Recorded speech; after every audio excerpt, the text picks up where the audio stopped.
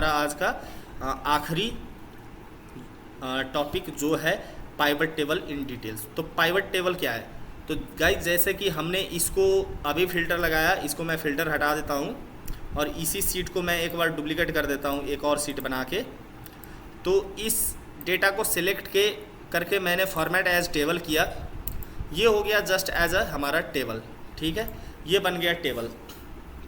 अब टेबल में और पाइवट टेबल में क्या होता है, ज़रा सा डिफरेंस आप समझिए। Table as it is simple हो गया, जो कि आपको डिस्प्ले के हिसाब से, प्रेजेंटेशन के हिसाब से कुछ प्रीसेटेड होता है, जो कि यहाँ पे है, आपको दिखने में अच्छा लगता है, ये हो गया। ठीक है, और पाइवट जो है वो एनालिसिस टूल है। तो पाइवट एनालिसिस टूल कैसे है, इसको हम लोग डीपली समझेंगे कैसे। इसमें सबसे पहले हम लोग इंसर्ट करेंगे और पाइवट टेबल पे क्लिक करेंगे। ठीक है गाइज, तो पाइवट टेबल में क्लिक करने के बाद हमें ये सिलेक्ट अ टेबल और रेंज, तो टेबल और रेंज बोल रहा है।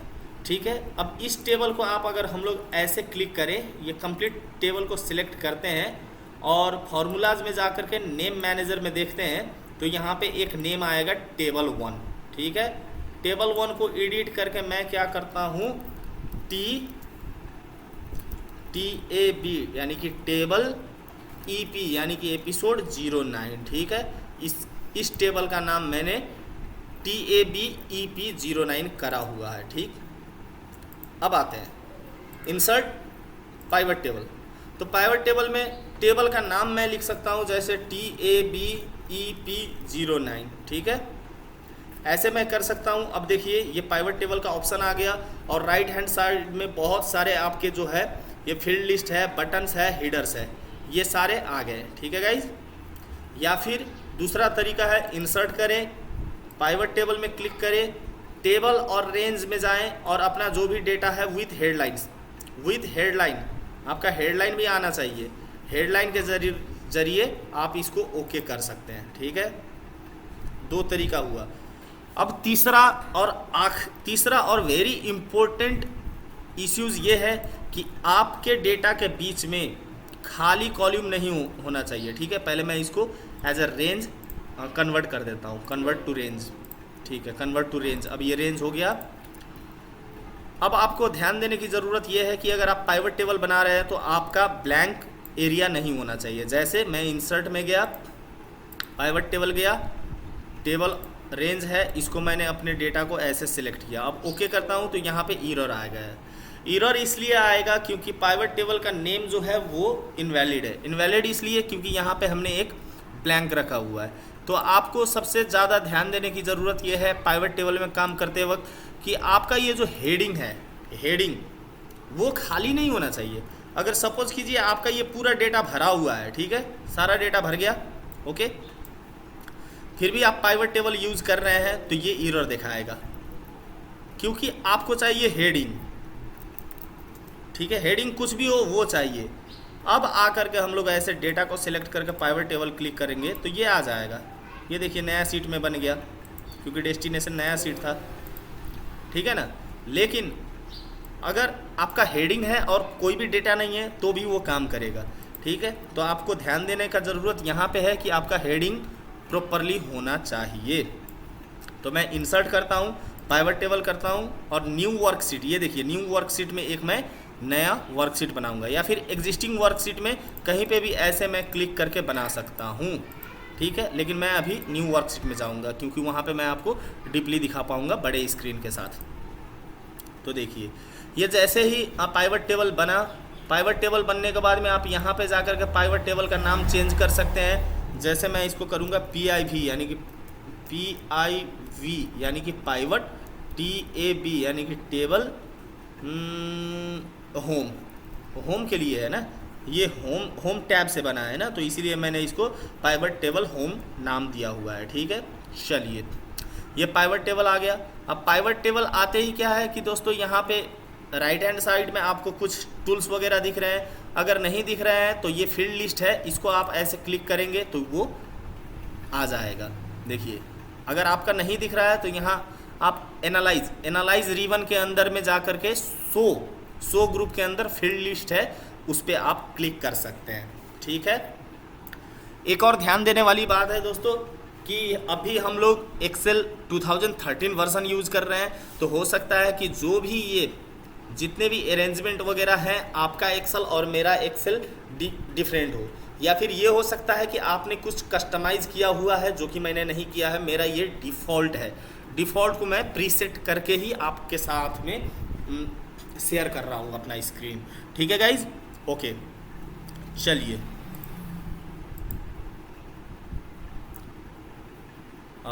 ये हुआ।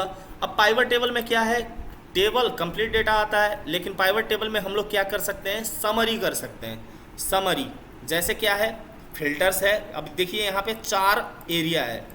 किसी भी पाइवट टेबल के 4 पार्ट होते हैं, एक होता है फिल्टर, एक होता है कॉलम, एक होता है रोज, एक होता है वैल्यूज। ठीक है, तो मुझे रोज में क्या चाहिए, यानी कि ऐसे हेडिंग्स में मुझे क्या चाहिए। ठीक है, तो मैंने पाइवट टेबल पे क्लिक किया।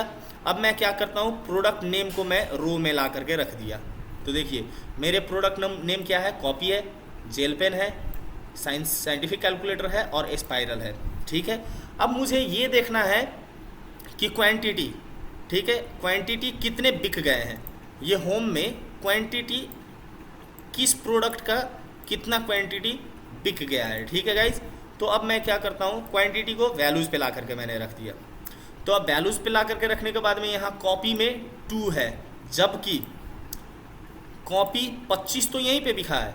तो ऑफ कोर्स यस, यहाँ पे हम लोगों का क्या है, गलत हुआ है। गलत क्या हुआ है,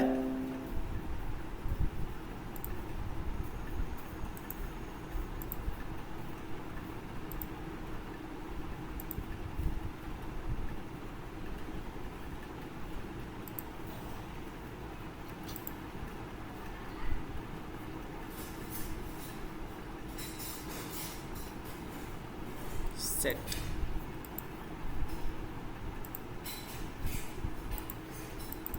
ए इंटरनेट का को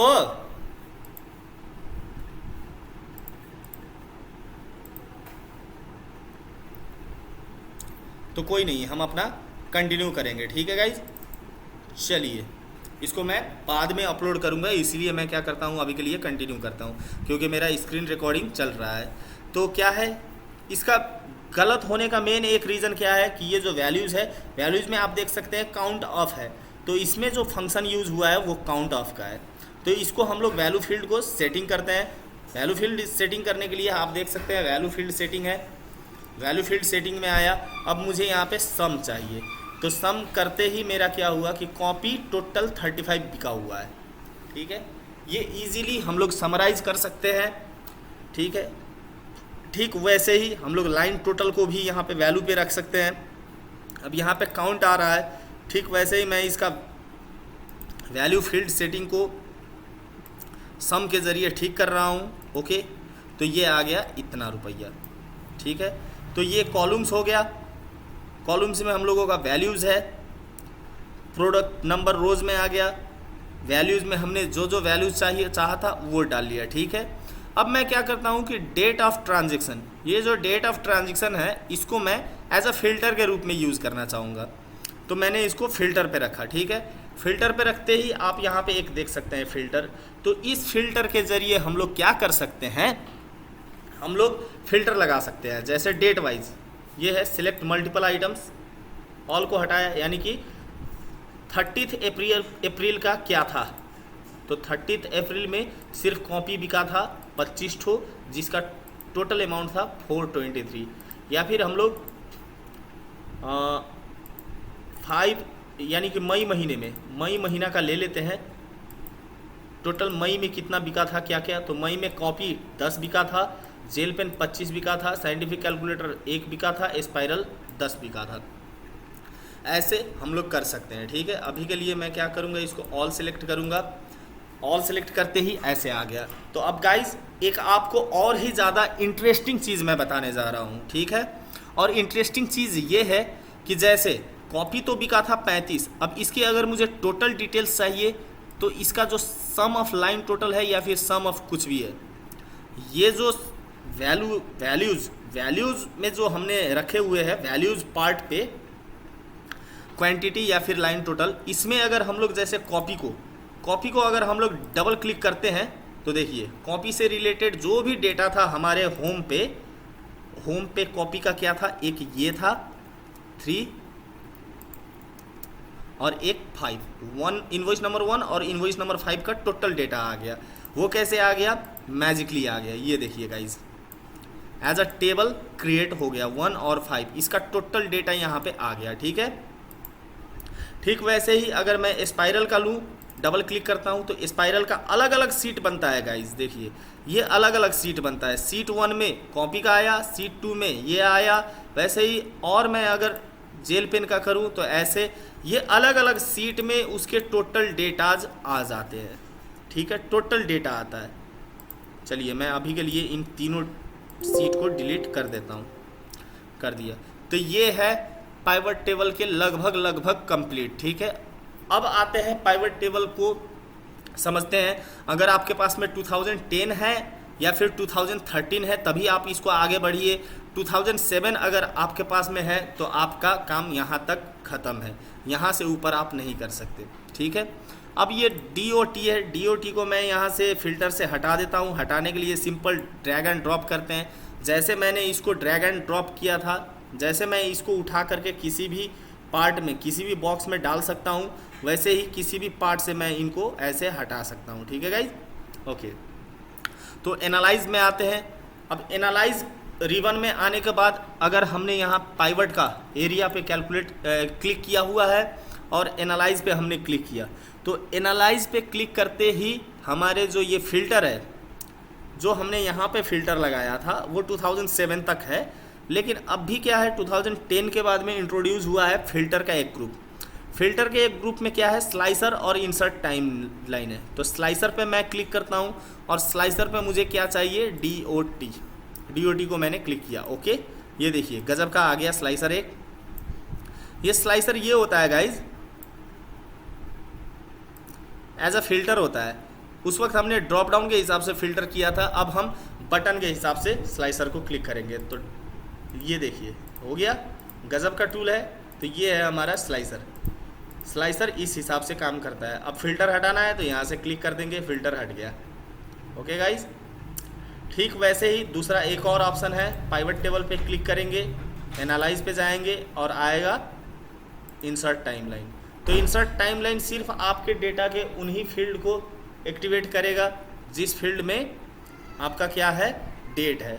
तो हम लोग DOD को लेंगे। ठीक है, DOD लेते ही देखिए ये आ गया एक स्लाइसर टाइमलाइन की तरह आ गया।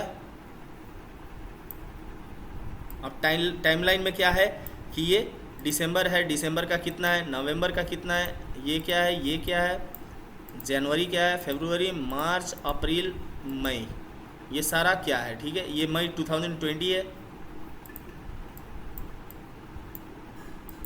दिसंबर 2020,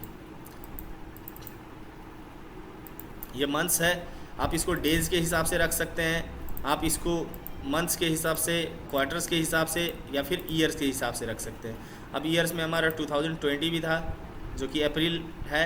अभी दूसरा ज़्यादा डाटा नहीं है, ज़्यादा डेटा रहता तो इसको खेलने में बहुत ही मज़ा आता है गाइज़, अपने आप में भी काफ़ी ज़्यादा अच्छा लगता रहता है। ठीक है, तो गाइज़ आई होप कि आपको बहुत अच्छा लगा होगा आज का एपिसोड, जो कि काफ़ी लंबा हुआ है। और आई एम वेरी सॉरी कि बीच में हमारा डिस्कनेक्ट हो गया इंटरनेट डिस्कनेक्ट होने की वजह से लाइव सेशन को हम लोग कम्प्लीटली समझ भी नहीं पाए। तो उसके लिए मैं आपसे सॉरी कहना चाहूँगा।